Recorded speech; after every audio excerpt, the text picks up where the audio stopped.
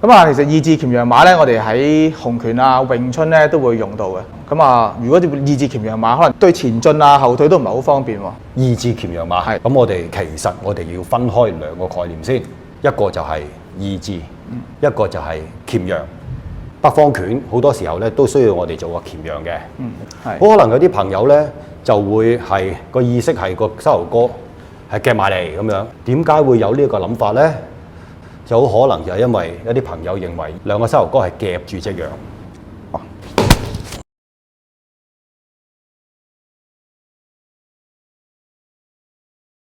師傅啊，不如今日我哋講下二字鉗羊馬呢個馬步好嘛？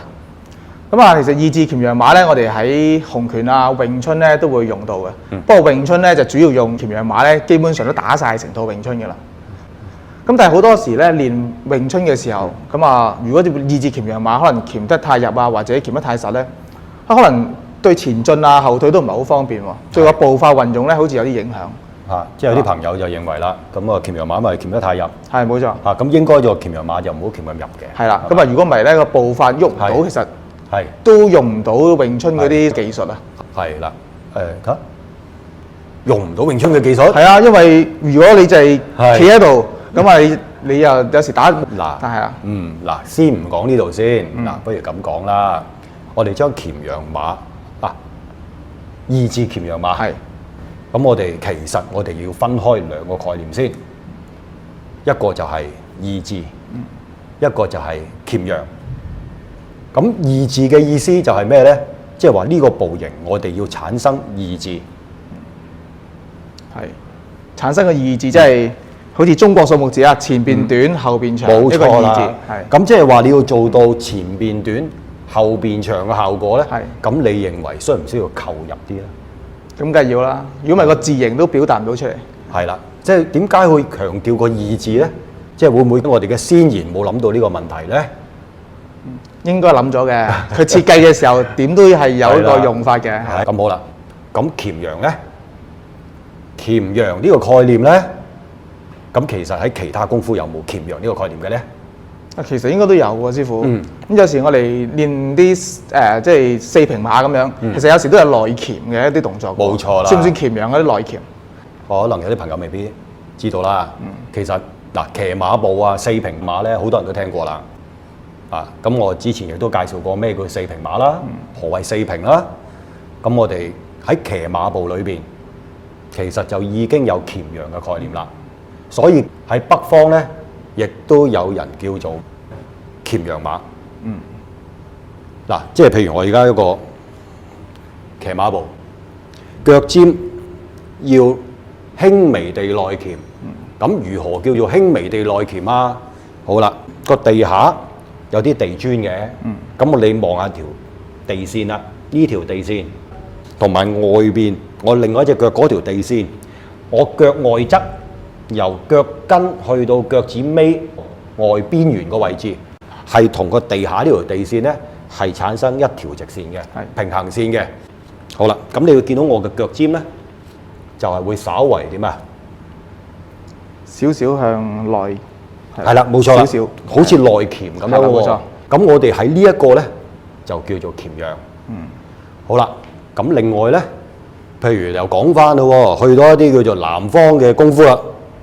我哋不丁不白步，前邊呢隻腳又叫鉗羊嘅喎。內鉗咗。係啦，呢個鉗羊嘅喎。好啦，咁我哋譬如3-7，或者我哋打詠春啦，側身鉗羊，都係前邊隻腳有內鉗咯。腳尖喎，留意翻喎，係個腳尖嘅方向。好輕微有個內鉗。係啦，都係要內鉗嘅。咁甚至乎我哋打到去。我哋長拳啦，弓箭步，咁你而家睇翻我個步，有冇鉗羊啊？都有喎。咁呢個都係鉗羊嚟嘅喎，佢兩裏邊鉗啊嘛。即係如果我咁樣就冇鉗羊，我咁樣又有鉗羊，即係叫你內扣啦。點解我哋嘅腳尖要內扣？其實都講過嘅。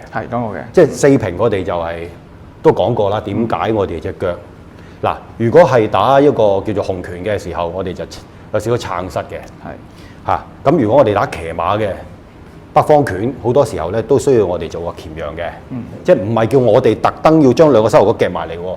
係好可能有啲朋友咧就會係個意識係個膝頭哥係夾埋嚟咁樣，其實就唔係咁樣叫鉗陽喎。點解會有呢個諗法咧？就好可能就係因為一啲朋友認為二字鉗陽馬個二字鉗陽兩個膝頭哥係夾住隻羊，好似咩咧？好似鉗住隻羊咁樣去剃毛咁樣。咁其實個陽咧，我哋講係陰陽個陽喎。誒，嗰個陰陽個陽，即係會有陰陽概念喺裏邊。當然啦，個陽字鉗陽，正所謂萬物負陰而抱陽，就係話我哋落呢個馬嘅時候咧，留意翻我哋要將個陽氣引下。首先要理解一樣嘢先，咁心係咩咧？喺五行裏邊係屬火，係心火啊。係啦，神係咩咧？神係水。咁所以就係話，當我哋落馬嘅時候咧，其實喺落馬座，然後咧我哋鬆開條腰，打太極拳，鬆開條腰，落個胯就會產生咩啦？我哋頭頂百會啊嘛，咁就下邊就會陰啊嘛，一陰一陽啊嘛。好啦，咁我哋一鬆嘅時間一兜，好啦，咁咪點啊？咁咪即係引咩咧？引火向下啦。引火向下啦，冇錯啦。好啦，喺呢個時間，我引心火向下，陽將佢引下來，心腎相交，達至水火相濟，陰陽而理咯。咁所以我哋就鉗陽馬。首先我哋要明白呢一點，即係話我哋唔係一定要做馬步二字先至有呢個效果，即係本身個馬步，當我哋呢個小騎馬式或者係騎馬式都係有鉗陽嘅。但係我哋要強調呢個係二字，一個中國嘅二字。係。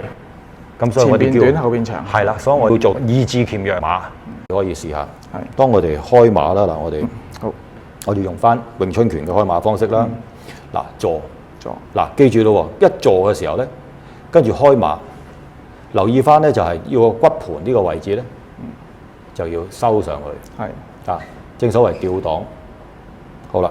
跟住個膝頭哥咧就對翻住個腳尖，腳趾公要扣住喺地下度，個足弓又會拱起。好啦，咁你而家感覺下係點嘅情況？係咪好似一個骨盤，一個盤兜住咗個丹田？係後邊有少少托起嘅感覺，托住啲嘢啦，係啦。咁然後咧個膝頭哥係點啊？膝頭哥就唔會太出嘅，係啦。我哋就係將嗰個力量咧，就係當你一托胯嘅時候咧。咁你嘅大腿就會用到力嚟，咁而感覺個人咧就係能夠引氣下沉，力從地起。好啦，咁但係如果我將個骨盤向後褪咗嘅時候咧，我覺得咁樣，你覺得個感覺係點樣？哇，係成個人有少少中前同隻腳好受壓咯，即係呢啲位膝頭哥呢個膝頭哥受壓啦，冇錯，開始受力啦，係啦，咁變咗我哋用唔到個四頭肌力，同埋咧。我哋話成日講嘛，站樁啊嘛，係個樁係咩叫樁啊？其實，即係好似木樁咁，棟喺地下度係好穩陣嘅，四平八穩，係插咗落去地下度。嗱，咁我哋咧喺中文字嘅字裏邊，接踵而來，個踵係代表邊度啊？呢腳跟位啦，腳踭啦。咁嗰個字形就係講咗俾我哋聽啦。個重量擺喺邊度啊？個重量就係擺喺我哋嘅腳踭，係即係話，當你如果你個馬紮得啱咧，就會落地，係個腳踭就好似咧墜咗落去個地下度咁樣，係咪？好似木樁咁打落，好似打咗落去咁樣啦。咁所以我哋成日講啊嘛，鐵腳落地就不生根，即係好似生咗根咁樣，係好墜嘅，好沉嘅，但係不生根咧就會移動嘅。會行走嘅，係呢個都係陰陽之理啦。好啦，咁我哋就係當我哋呢個鉗陽馬坐落去嘅時候，就係提醒我哋要鉗啦。就係你會發覺啦，你會啟動到呢個內側裏邊嘅經絡，係咪？就好似將啲火氣引下，咁啊，即係話將下邊咧，我哋嘅陰係靜態噶嘛。咁靜態，你點樣能夠將一啲靜態嘅嘢升騰咧？就要引火向下啦。係。即係將啲水化氣引翻上嚟，所以點解我哋嘅三陰經喺腳上啊？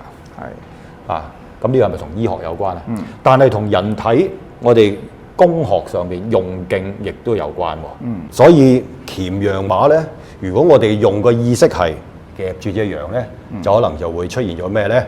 即係譬如如果我係咁樣嘅時候，好啦，你一腳踩落我度咧，咁我就會跪㗎啦。係，你手撳下我隻腳，係咪啊？輕輕輕一撳已經係撳，你諗下，如果踩你犯唔犯得力啊？差唔多。同埋，如果當我哋講發勁嘅時間，呢一個咧就產生一個向上撐上嚟嘅勁啦。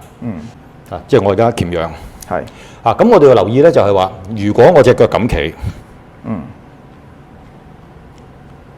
同埋咁企有咩分別？同埋就係話呢個骨盤個位置擺嘅位置點樣為之正確？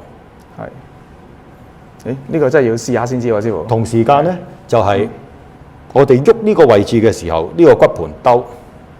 嗱，頭先我哋講過吊檔啦。係。咁我哋就會將嗰個命門鬆開咗啦。呢、個道理咧，同我哋打太極其實打好多功夫都係一樣嘅啫。要將個命門、命意源頭鬆咗，咁你個丹田可以聚氣，勁力由力從地起往下撐翻上嚟，咁咧就係拳打幾多啊？拳打3分，腳打7分，係。腳打7分嗱，即係譬如而家我，嗱，我咁樣，係。嗱，不如我哋用個好簡單嘅一個感覺啊，好嘛？好。嗱，譬如我咁樣擺手喺度，嗱，我咁樣擺，嗱，睇住我背脊，我而家背脊一般，我係冇將呢個鬆腰冇鬆落去嘅，冇落胯嘅。好啦，咁我而家打你一錘，咁你嘗試你一枕低我手，唔俾我手入。嗱，咁我要對翻個距離，我呢個位，呢個位我入到嘅，呢個個距離 ，OK。好啦，跟住我打落嚟，好啦，我由呢度，好啦，咁如果我打落嚟，我係將呢個位置個馬點啊？即係當我道理唔同晒啦，係啊，好難引得走。因為點解咧？因為會產生一個咧由下而上嘅力，就係呢個位。可以道力係由下邊引咗上嚟㗎。呢度啦。如果我咁咧，咁啊，我唔使點用力都引係咪好輕鬆啊？係啊，係咪好輕鬆啊？係。咁我咁企嘅時候，你睇起上嚟咧就好似挨後喎。其實實質上我唔係挨後㗎。實質上你睇翻我呢個動作，我坐低，我坐低，睇住我呢個位，兜住咗個丹田，兜起咗，係啦。當你踢我嘅時候咧，我個腳咧，由於我係撐開嘅，撐到點咧？腳趾公扣住。如果唔係咧，就會反開就唔啱㗎啦。就有少少撐開嘅。咁你會感覺到腳嘅韌帶呢啲位置就衝撐起去咧，就唔會壓住嘅。好啦，咁所以當我一鬆嘅腳，我感覺到呢度中間有危險嘅時間咧，我就可以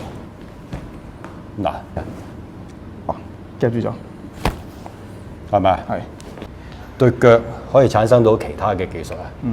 咁所以就言歸正傳啦，就係回應翻你之前嘅問題啦。係。會唔會行動唔方便？係，冇錯。